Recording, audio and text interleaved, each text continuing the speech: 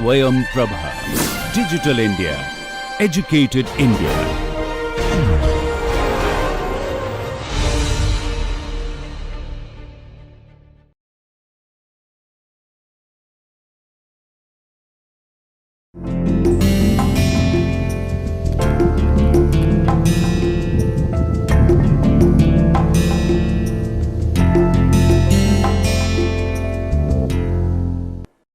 Hello everyone, welcome to the session module 3, and that is also week 3, and this week and in this module we'll be talking about pigment.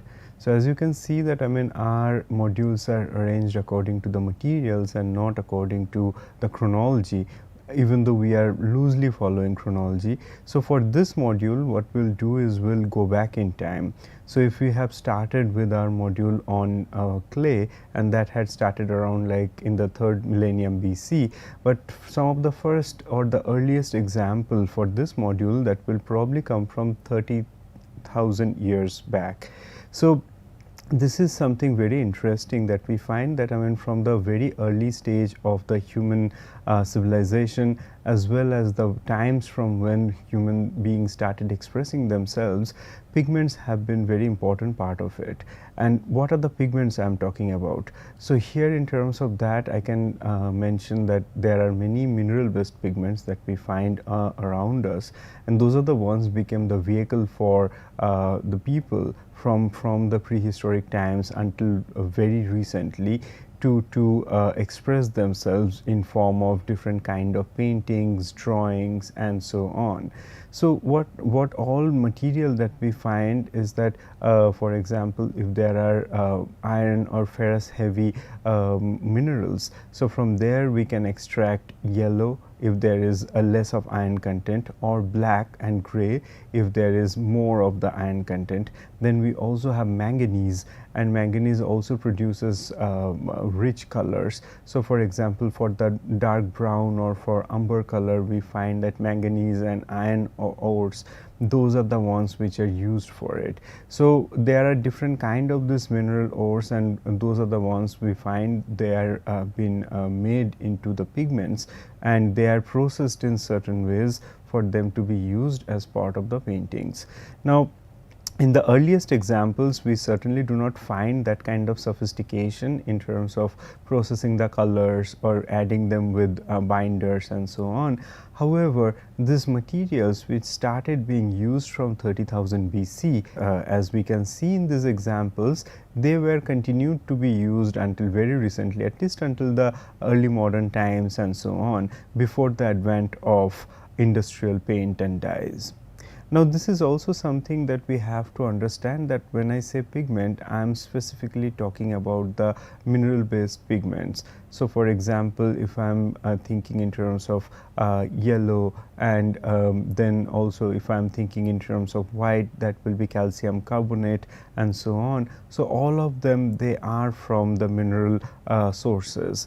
Then there are also some of the other mineral based sources that we can find. For example, terra verte, that is the source for green color, and that has been found in abundance. And so, such as like the red ochre or the iron oxide, and in which we also find that there have been these rich sources which are found around us and all across in the Indian subcontinent, which are profusely used for making different kind of drawings as well as sketches and tracings, and of course in the paintings and murals. So these are the kind of materials we have been will be talking about more and more as part of this module. And then in the early or in the formative period, we will see that how these materials are used in almost as pastel or almost in the raw form, and then with time there have been more and more experimentations, and that is how different kinds of this usage of this materials and these minerals had been improvised, and they were there in the practice of the people. Now we'll start our discussion with some of the earliest surviving examples of these drawings, and they come from the cave shelters of, or the rock shelters of Bhimbetka in Madhya Pradesh today. So the Bhimbetka caves that we find, they are all sandstone rock shelters. We should not be calling them as caves, as you can see on screen that in the left side of the image, that they are very specifically, they are the rock shelters. So they are the rock formations, and for weathering and for different kind of climatic condition, there have been this recessed areas which are created in these rocks, and that is how the shelters were created there. So they are not as deep as a cave can be. So those are the reasons why this particular formations are called rock shelters and not caves as such. But there have been around 700 rock shelters, and which are all made of sandstone. So these are the sandstone structures that we find, and there have been 700 and more, or around 700 structures. Those are there scattered around this place in Bhimbetka, which is around some 45 kilometers from the city of Bhopal. Now what we find there in these rock shelters, there have been images, and something that we find in the right side of the screen, and all we find that there have been the use of the colors like black, white and red. Red has been used profusely, and one can also imagine that why red has been used there so much, because if we also see that the location of how minerals are found, so these are some of the areas which are the mineral rich areas, and for that reason perhaps the red ochre or this ferrous oxide, those kind of materials will be found in these areas without much of effort. So that is the reason we can find that how these materials were some of the earliest surviving drawing tools or the drawing media. Those were employed by these people in the prehistoric times. And what kind of images that we find in these cases? So what we see here, for example, here we find that there are mostly stick-like figures, and if you can focus on these images, that there are those stick-like figures, and there are animals as well as human representations, and the forms are simplified. The forms are simplified, in which we find that the body is almost an inverted triangle, and then there are stick like the limbs like the hands and feet, and then there is also a part which is added to that for suggesting head. And for the animal forms, we find that there are clear signs of how those four legs are shown, as well as the horns and the ears and so on. So that is how we find that some of those earliest surviving examples of what we can understand as Indian paintings, they had those ideas about how the forms are different in nature, how a human being is even in its basic geometric form appears very differently from that of an animal. This is also a time that we find that in these cave shelters between 30,000 BC to 5,000 BC, it's a long time period in which all these images were made. And when we are saying 5,000 BC, it's actually before when the Harappan civilization or the advancement in Harappa actually took place. So one can imagine that this actually predates the Harappan times, and so during this time, in the early phase of these paintings in Bhimbetka, we find that there have been more images of the hunter-gatherer communities, and slowly there are also transitions in terms of how people, they perhaps started moving towards agriculture. So different kind of images started surfacing in these rock shelters, and of course that how those also became a very important document for us to understand when there was the advancement in the agricultural knowledge for them, and when they were more kind of nomadic people and the hunter-gatherer communities.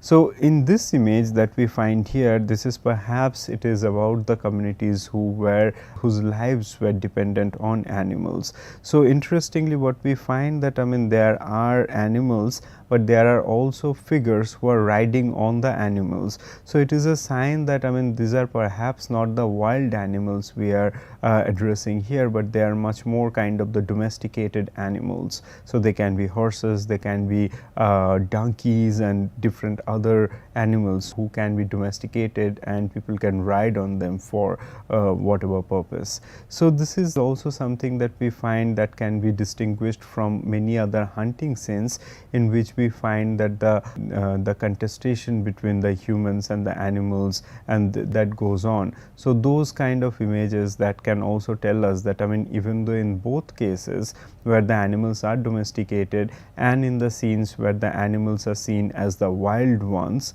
in both cases there are humans and animals, but their relationship, those are also changed, and those kind of suggestions are made by these very simplistic drawings. So even though these drawings are simplistic, but they also carry this much of information that tells us about their socio-cultural setting at those times. So from there I wanted to get little more into the use of this material, that is the red or the red oxide or ferrous oxide, whatever you call it. So what we find here that this red oxide, which is one of this earliest surviving pigment that we find in the Indian subcontinent, which had been used from the early phase of the Bhimbetka paintings until today, that there are different kinds of use of this particular material. And so for example, as we have already mentioned it, that this is then used, as you can see that in the image in the left side,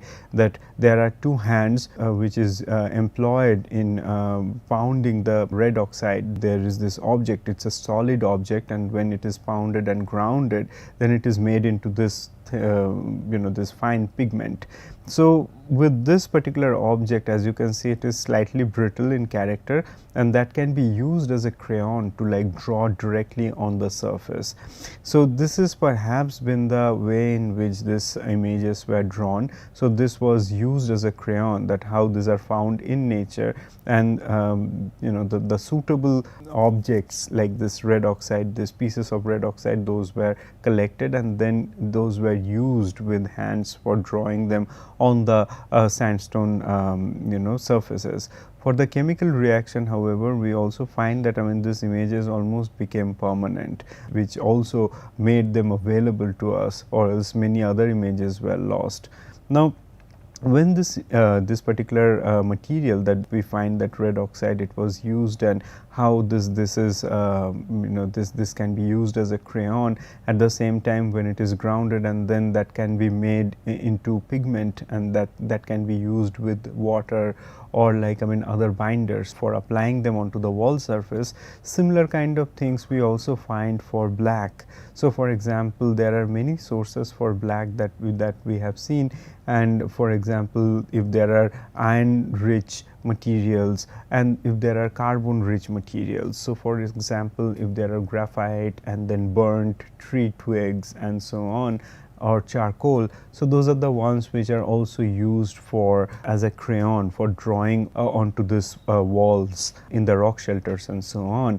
So if this is one thing, and then also the black is something like from the graphite, from all the other like carbon based material. So those are the ones which also we can find them to be made into pigment, and then those are the ones which are used with binder for painting them onto the walls.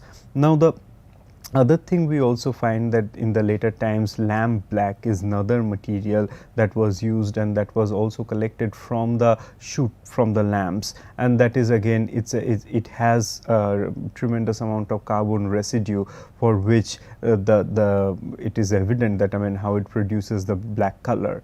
Now apart from black and red, which are the prime colors that we find to be used in these images, white also appears to be another source. And for example, like calcium carbonate, which is found in the nature, and there can be gypsum or like materials which has zinc content, that those can also be utilized for making the white pigment. Now in this image, that the image that we have on screen here in the right side. In this one, I wanted to show it for one reason, that how this same material, that is the red ochre, the red ore that is used here, and how this crayon like substance is used here for making images, and on the top of that someone else has drawn on it. So there are some of those overlapped images. For example, here that we can, for example, here we can find that how there are these images which overlap with each other. So this kind of images, or the superimposed images, they perhaps indicate that these places, like these rock shelters, were inhabited by people at different stages of time. So it is not just like that if there is one group of people who draw on these surfaces and the other people just appreciate, but if there are other needs which need to be served, so in that case we find that people have superimposed their new images onto the old ones.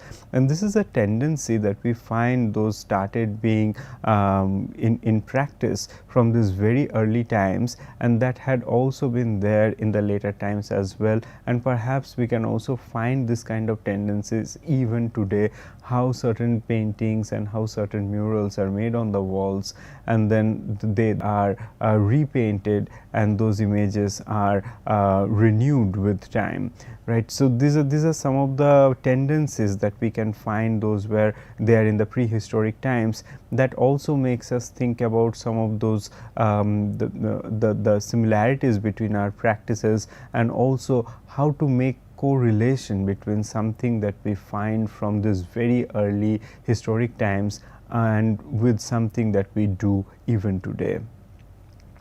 And apart from Bhimbetka caves, we also have, there are few other cave sites, mostly in the central India, and in part of, like, I mean, for example, in southern UP in the Banda district, as well as in Chhattisgarh we have Jogimara caves and so on. So those are some of the areas in which we find that there have been this tremendous amount of the images and traces of the pigments which are used. And it goes without saying, red, black and white, these are the ones which also have been very prominent in those sites as well, similar to what we find in Bhimbetka. Now from Bhimbetka we'll take a leap, and then we will come to a particular site which had been tremendously important in understanding the development of Indian paintings, and that is the site of Ajanta in Maharashtra. So we find that, I mean, there have been some of these painting activities, and even though the pigments or the paints which do not have a lasting lifespan like the ones we can think about for stone and so on. So some of the traces, those are left in the sculptures, and there are different other kind of materials. So from there we know that the painting practices, they have flourished and they have persisted. However, a comprehensive set of images that we find from one site in the early phase of Indian art, that will be in Ajanta. And Ajanta has been very important in terms of making us or, like, I mean, providing us with this plethora of images, at the same time telling us about the range of different kind of experimentations that the Indian artisans and the artists have performed. So what we find about Ajanta, so Ajanta is a site from where we find that there have been the development of making of the Buddhist monasteries, as well as the Chaitya halls and viharas. So the Chaitya halls are the ones where we find that, I mean, the Buddhist monks and nuns and practitioners, they will gather for prayers, and the viharas will be the ones where there are apart from the halls for gathering, there are also individual cells or the places for them to stay. So those are the different kind of structures that we find in the site of Ajanta, and something we can also relate to the cave sites that we have already studied in Karle or Vaja caves, and also that can also be related to the Jain caves of Khandagiri and Udayagiri, where these living rock structures served the similar kind of purposes of giving shelter to the monks and the nuns during monsoon and other times.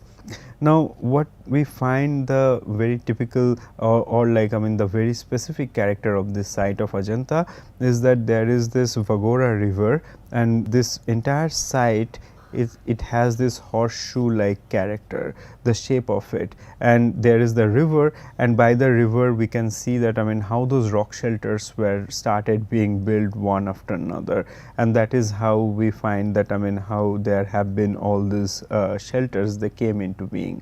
Now, this all this shelter all these caves which are the excavated caves, and we have already discussed the importance of excavated caves in the Buddhist context, in which the living structures are already utilized and not really a new structure is added to these sites. So, this is one of the sign of these excavated caves that that we find to be also prevalent in the site of Ajanta.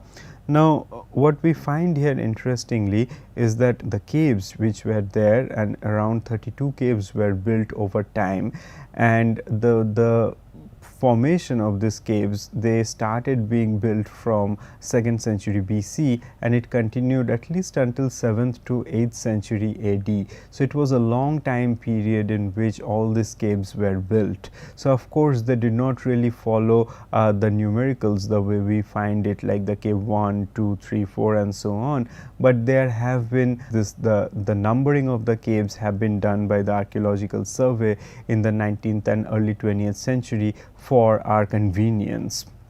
Now, what we find in these caves, so for example, that if we see some of the earliest surviving caves from this site, so for the earliest ones, we find that cave number 8, 9, 10 and 12, those are the ones which are perhaps been made during the 2nd and 1st century BC.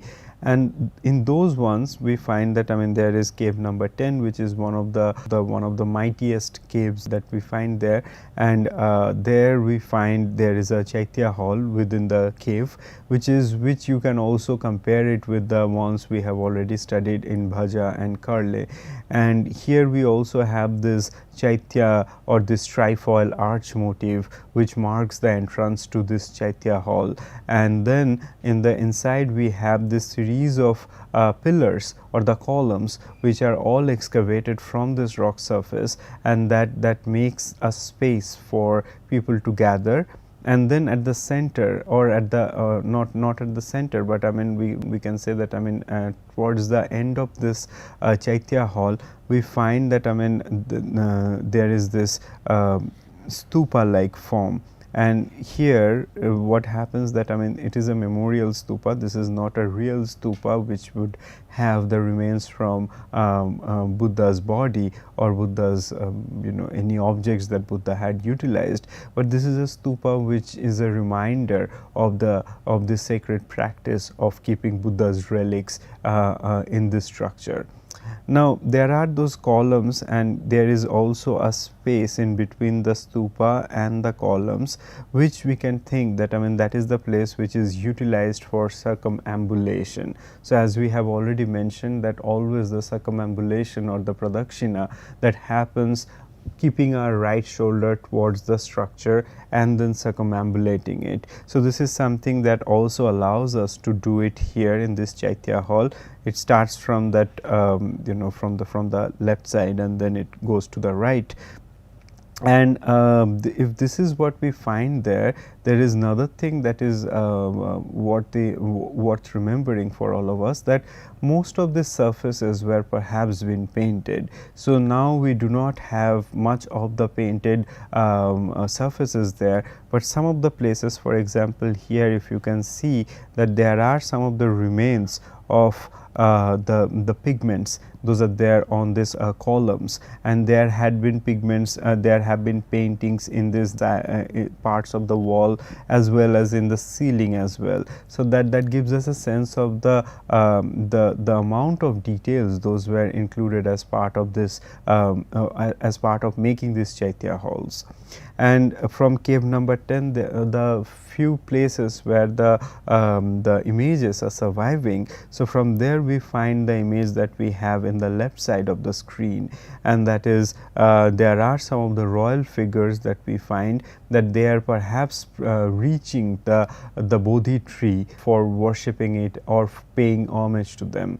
And so what we find in this image is that, I mean, this is a huge leap from what we have studied in Bhimbetka, because I mean mostly the kind of images that we found there, those are the stick figures, and from there is a huge leap. I mean, of course I am not suggesting that there had not been any other experiments, but based on the kind of evidences that we have, so in that one what we find that, I mean, by 2nd century BC and by 1st century BC, around this time, the idea of the human being, the idea of anatomy, the idea of how to represent the human beings had been transformed drastically.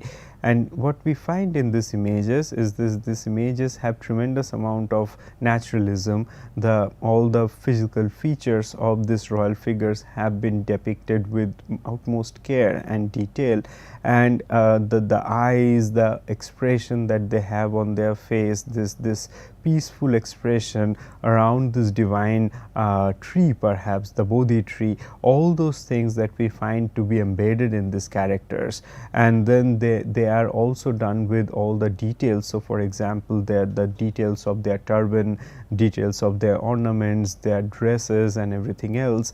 And we also see that there is a high degree of modulation in their skin. So for example, how the three-dimensionality of the faces and the body parts are shown by showing the slight hints of shadow beneath their eyes, by their noses and so on. So that gives us a sense of this three-dimensionality on this two-dimensional painted surface. So something that is these are the things that we find that during this 2nd century and 1st century BC, the artisans in Ajanta had already been informed about the minute observations of the human beings and different kind of beings around us, and how those can be implemented in their superbly drawn and painted images. Thank you.